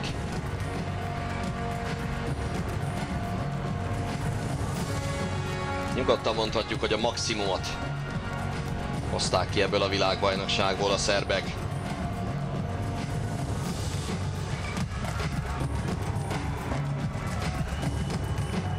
Hány és hány hírt lehetett azért arról hallani az elmúlt hetekben, az elmúlt hónapokban, hogy nagyon komoly anyagi problémái vannak, még a nagy szerb kluboknak is. Így például a Partizánnak is. És azért talán ez az eredmény, ez adhat egy komoly lökést megint nekik. Mert hogy sportszakmailag nagyon rendben vannak, az nem kérdés. Az anyagi háttér az meg egy teljesen más lapra tartozik. Viszont elengedhetetlen az eredményességhez. Bogdanovic, aki távozott a Partizántól és Törökországban folytatja.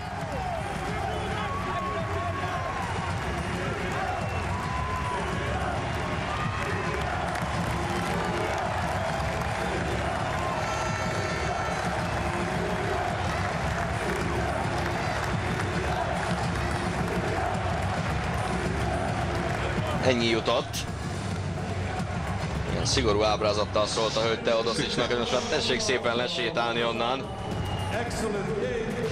mert át kell adni a terepet a világbajnoknak.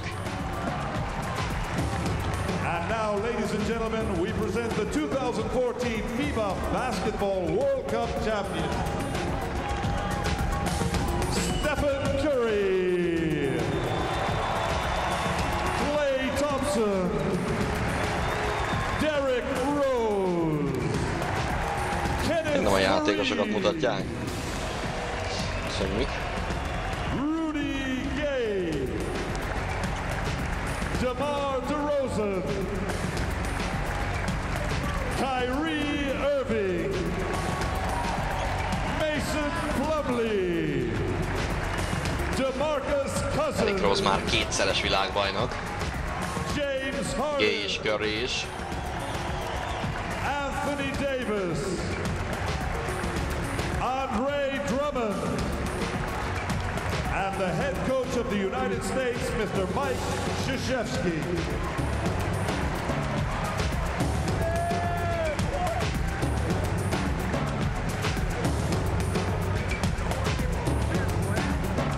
És azért vannak amerikai szurkolók is.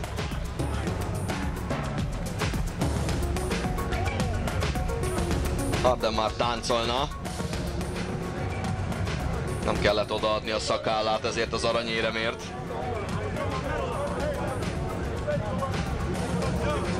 A FIBA elnökével, Ivan Maininivel beszélget Mike Krzyzewski.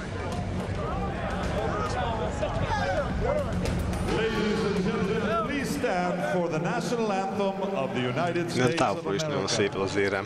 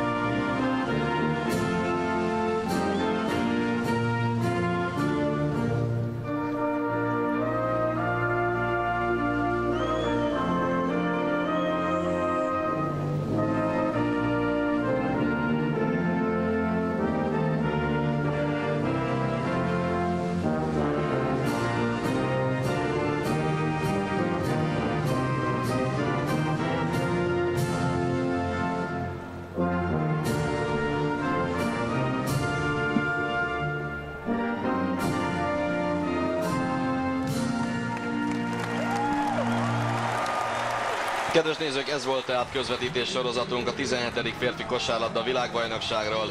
Az Egyesült Államok 5-ször lett aranyérmes. Dávid Kornéllal együtt köszönjük a kedves nézők több mint 2 héten át tartó figyelmét. A viszontlátásra jó éjszakát kívánok! James Harden.